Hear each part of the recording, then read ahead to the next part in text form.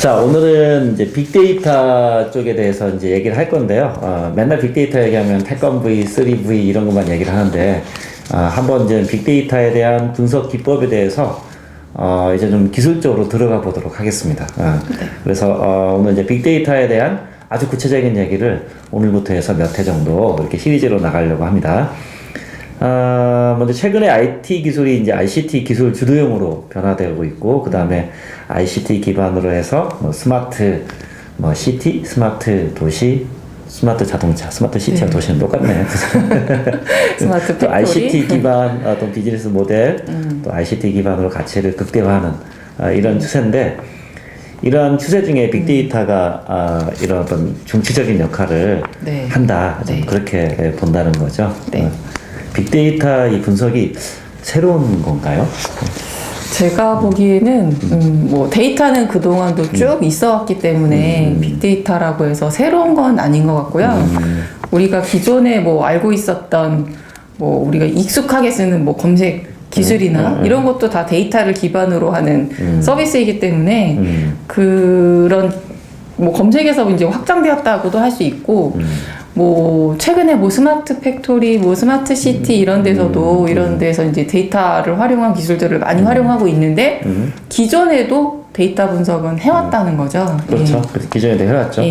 그러면 이제 옛날에 플랫폼하고 빅데이터 플랫폼하고 달라져서 요즘에 이제 인기가 있는 거네요. 그렇죠. 어떤 부분이 이렇게 달라져서? 빅데이터라고 하니까 일단 데이터량이 많은 것을 뭐 아주 부정할 수는 없을 것 같습니다. 근데 기존에 이제 우리가 갖고 있던 데이터에서 더 많은 데이터를 처리하려고 보니까 뭐 분산 처리할 수 있는 분산 파일 시스템, 분산 파일 시스템으로 필요했고요. 뭐 대표적으로 이제 하둡 기반의 분산 파일 시스템인 HDFS를 인프라로 이제 갖게 되는 거고, 데이터를 이제 처리하려고 보니까 예전에는 뭐 기존에서 이제 뭐 통계적 기법이나 뭐 이런 것들을 썼다면, 이제는 뭐 머신러닝, 뭐 딥러닝까지 들어가서 데이터를 활용할 수 있는 환경이 되었다, 알고리즘이 더 고도화됐다, 이렇게 얘기할 수 있겠습니다.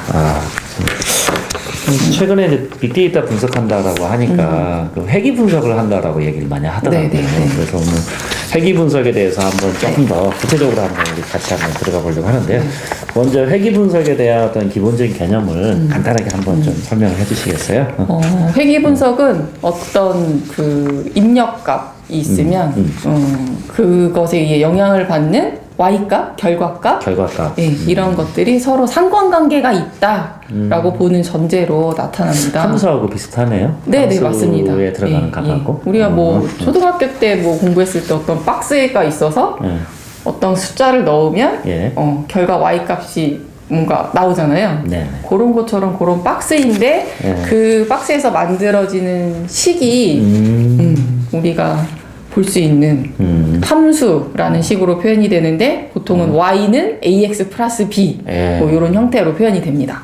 결국 데이터 분석은 초등학교 수준에서 시작을 하는 거네요. 그럼요. 그래서 데이터를 봤을 때 이게 어떤 상관관계가 있나 그것을 기본적으로 이제 확인할 수 있는 게 회귀 분석이다라고 볼 수 있겠습니다. 이때 x는 설명 변수, 예측 변수, 그리고 y가 이제 그 x에 따라서 나오는 반응 변수, 또 목표 변수 이렇게 보는 거다, 그죠? 그래서 제가 이제 회귀 분석을 이제 많이 이제 관심을 갖고 보게 되니까, 저희 딸내미가 이제 함수를 배우기 배워요? 네, 함수를 배웁니다. 중학교 1학년인데 함수를 배우는데, 거기에서 이제 y는 마이너스 2분의 1 x다 이랬을 때 이게 교재에 보니까 비례 관계라고 써 있더라고요. 반비례가 아니고? 네, 반비례가 아니고요. 마이너스가 붙어서 반비례가 그러니까 보통은 x 값이 증가할 때 y 값이 같이 증가하면 비례 관계일 것 같고, x 값이 증가할 때 y가 감소하면 반비례 관계일 것 같지만 그렇지가 않더라고요. 다시 중학교 교재를 확인해 보니까. 그래서 x가 증가할 때 y 값이 커지면 양의 그냥 상관관계, 그 다음에 x가 커질 때 y가 줄어드는 음의 상관관계, 비례 상관관계. 네, 맞습니다. 그렇군요. 그것만 좀 주의해서 보면 잘 알 수 있을 것 같아요. 그럼 y는 2분의 1x는 반비례로 아니죠. y는 2분의 1, x는 비례 관계인 거고요. 비례인데 완만한 기울기의 완만한 비례 기울기인 관계. 거고 y는 2x 분의 1이면 아, 그 반비례 분자 분모로 나눌 때 반비례 관계를 했다. 그런 관계가 되겠습니다. 그 회귀 유형에는 어떤 유형들이 있습니까? 회귀 유형에는 설명 변수의 개수가 하나인지 여러 개인지 혹은 종속 변수가 연속형인지 뭐 이산형인지에 따라서 좀 이렇게 구분을 할 수 있는데요. 설명 변수의 이제 개수에 따른다면 아까 처음에 말씀드린 y는 ax 플러스 b다. 그러면 y를 설명하는 설명 변수 x가 하나 있기 때문에 단순 회귀 분석 x가 하나이기 때문에 네. 종속 변수가 네. 하나이기 때문에 아니 그 설명 변수가 하나이기 때문에 다중은요? 다중은 이런 y를 결정한 x가 여러 개입니다. y는 ax 플러스 bx2 네. 플러스 뭐 cx3 플러스 뭐 이렇게 그럼 얼마 전에 이렇게 네. 데이터 분석하고 오셨잖아요. 네네네. 단순 분석이 많아요. 실무 현장에서는 다중이 많아요. 다중이 당연히 많습니다. 그래서 어떤 인과관계를 표현할 때 하나로만 설명하기는 어렵고요. 여러 가지 변수들이 영향을 미친다라고 볼 수 있겠습니다. 그래서 최근에 많이 관심을 갖고 있는 다이어트에 대해서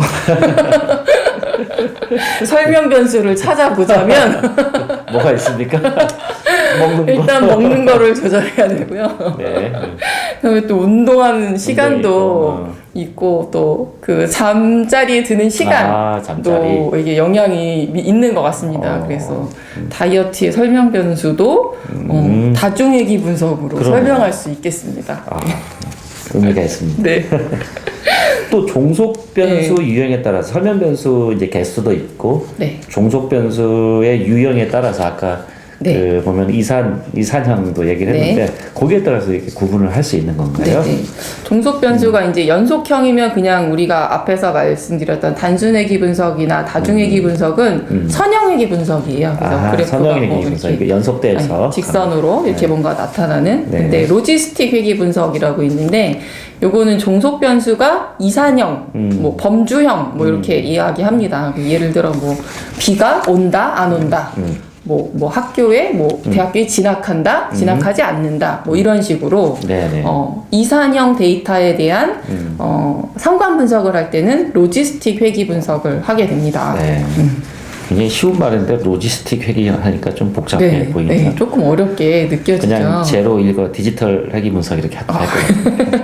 네, 알겠습니다. 그런 의미로. 네. 네.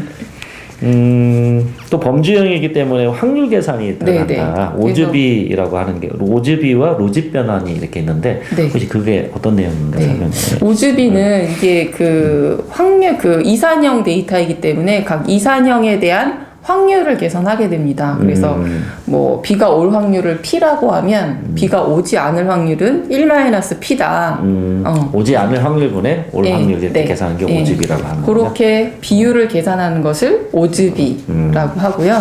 우리가 이게 확률 개념이기 때문에 어떤 0에서 1 사이 100%를 표현할 수 있는 숫자적으로 표현하기 위해서 로그를 씌우기도 하는데요. 그걸 로짓 변환이라고 합니다. 결국에는 또 그 확률을 다시 연결 일사회로 해서 확률 퍼센테이지로 이렇게 표현하기 위해서 로짓 변환을 하는 거군요.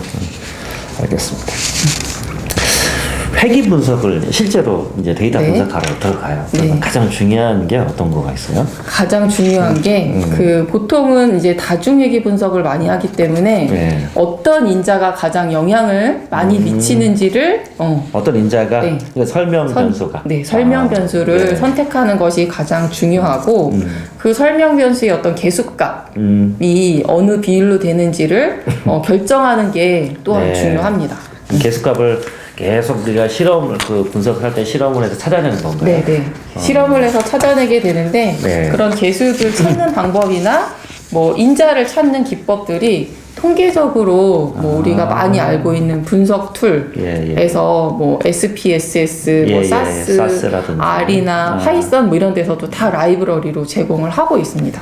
결국 데이터 분석을 한다는 거는 우리가 회귀 분석을 많이 하는데 회귀 분석을 할 때 거기에 대입하는 이 개수 즉 상수값 이걸 어떻게 찾아내느냐 여기에 이제 데이터 분석의 성공 포인트가 네, 있게 되겠네요. 맞습니다. 아, 예. 그렇군요. 이게 추출하는 방법이 또 네. 있습니까? 특별하게. 뭐 통계적 기법에서 이제 모든 가능한 조합으로 설명 변수를 뽑아주는 함수가 예. AIC, BIC라는 함수들이 있어요. 예, 약자가 각각 혹시 있고요. 어떻게 돼요? 영어라서 AIC는 네. 아카이케라고 읽을까요? 아카이케 인포메이션 크리테리언. 아카이케 인포메이션 크리테리언. 예. 그다음 BIC는요? BIC는 우리가 잘 알고 있는 베이지안을 네. 이용해서 베이지안 인포메이션 크리테리안이라고 합니다. 그래서 예. AIC 함수를 쓰거나 BIC 함수를 쓰면 가장 그 설명을 잘 해주는 그런 설명 변수를 찾아서 가장 높은 순서대로 표현을 해주고 그 변수들을 그 설명 변수들을 선택할 수 있습니다. 예. 혹시 CIC도 있나요? CIC는 네, 아직 없네요. 네. 예. 그럼 이제 그때 이제 변수를 네. 선택하는 어떤 기법이 있으면 네, 네. 그거 한번 설명을 해주시죠. AIC나 BIC에서 추천해주는 설명 변수를 그대로 선택할 수도 있지만 뭔가 옵션을 둬서 선택할 수도 있거든요. 네. 각 방법이 세 가지인데 네. 전진 선택법, 네. 후진 제거법, 네. 단계별 방법 이렇게 세 가지가 그냥 심플하네요. 있습니다. 앞으로 네. 가느냐, 뒤로 가느냐. 네네네 맞아요. 전진하면서 그냥 조금 계속하느냐? 뭐 차이인데. 네, 맞습니다. 전진 선택법은 어떤 거부터 하는 거예요? 전진 선택법은 네. 가장 그 설명을 잘해주는 중요한 설명 변수부터 먼저 중요한 선택. 설명 변수를 먼저 찾아가지고 네. 간다. 후진 제거법. 후진 제거법은 중요하지 않은 것부터 먼저 버립니다. 안 중요한 걸 네, 버립니다. 버린다. 예. 그러면은 전진 선택법이 변수를 덜 선택할 것 같고 네. 후진 제거법이 변수를 더 많이 남겨놓겠네요. 네. 그죠? 예, 그런 경향이 있을 네. 것 같습니다. 단계별 방법은 어떻게 하는 겁니까? 스텝 와이즈 메소드. 이거 두 개를 좀 조합했다라는 개념으로 생각하셔도 되는데요. 네. 전진 선택법으로 우선 선택을 하고요. 전진을 먼저 네, 선택을 선택하고 하고 설명 변수를 하나씩 이제 넣었을 때 기존에 선택된 설명 변수의 중요도가 약화되거나 하면 그 변수는 제거합니다. 예. 예. 그러니까 전진 선택법이면서도 버림을 사용하는 기법이 네, 스텝 와이즈 단계별 방법이다. 단계별 방법입니다. 네. 예. 근데 우리가 회기식을 보통 이렇게 그리면 네. 그래프들이 복잡하게 나오거나 너무 막 그 학습시키는 데이터, 네. 그 데이터에 너무 피팅이 되는 네. 오버피팅이라는 네. 현상이 있잖아요. 네, 맞습니다. 예. 예.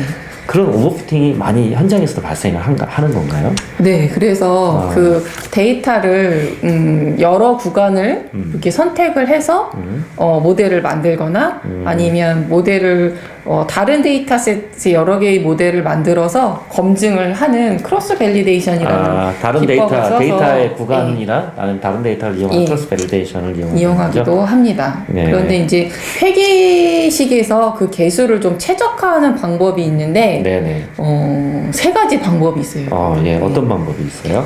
리치하고 라쏘하고 일레스팅 랩이라는 말이 어렵네요. 방법인데요. 예, 조금 어렵습니다. 그래서 네. 리치는 우리가 다중회귀 분석에서 이제 x 값들이 1, 2, 3, 4 이렇게 여러 개 있을 때 그 개수들에 대한 그 가중치의 제곱합을 최소화하는 기법입니다. 예. 그리고 라쏘는 그 가중치의 절대값의 합을 절대값의 합을 최소화한. 예. 그리고 일레스틱 넷은 이 두 개를 조합했다고 보시면 돼요. 가중치의 제곱합과 항상 세 번째는 조합입니다. 절대값의 합을 최소화하는 네. 그런 기법입니다. 리치, 라쏘, 일레스틱 넷. 네. 예. 그래서 저도 회귀 분석만 좀 알고 분석을 네. 시작했었는데 네네. 요 세 개 중에서 라쏘라는 기법을 또 현장에서는 많이 사용하더라고요. 라쏘를 실무 현장에서 많이 현장에서 사용하는 거예요? 많이 사용을 하고 있고 네네. 어떤 그 설명 변수를 선택할 때 라쏘 기법으로 선택해서 비교하는 그런 방법도 많이 적용하고 있습니다. 예. 이게 이론으로만 배웠던 게 네. 경험을 대입해서 이제 들어보니까 네. 상당히 실감 있고 좋네요.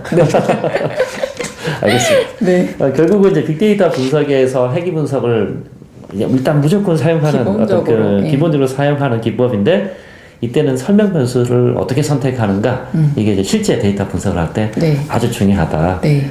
예, 뭐 기술사 시험에서도 많이 나오겠네요. 네, 나올 수 있을 것 같습니다. 네. 예, 알겠습니다. 오늘 아주 좋은 내용 감사하고요. 네. 다음에는 또 우리 뭘 한번 한번 공부를 해볼까요? 그 회귀 분석을 이제 많이 쓰는데 현장에서 보면 다중 회귀 분석이 현실적일 수밖에 없거든요. 예. 그런데 이 다중 회귀 분석에서도 이제 이런 설명 변수들이 정말 많을 때, 다처음 분석할 때는 어떤 우리가 그 데이터 설명 변수 양을 줄여야 되는 경우가 있습니다. 아, 데이터 량을 예, 줄여야 한다. 예, 그래서 어떤 뭐 차원의 저주를 해결한다. 아, 혹은 차원을 특징을 줄인다는 추출한다. 거죠? 차원을 네, 맞습니다. 줄인다. 예. 차원이 너무 많아져요. 네. 그래서 그런 방법을 해결할 수 있는 방법의 알고리즘들을 몇 가지 더 알아보도록 하겠습니다. 이게 보니까 우리가 이론도 공부하지만 실무적인 현장에서 경험을 같이 공부하니까 네. 재미가 있는 것 같아요. 다음에는 더 재밌게, 네, 더 재밌게. 더 스토리라인 있게 우리가 다음에 또 이 시간을 찾아뵙겠습니다. 감사합니다. 네, 고맙습니다.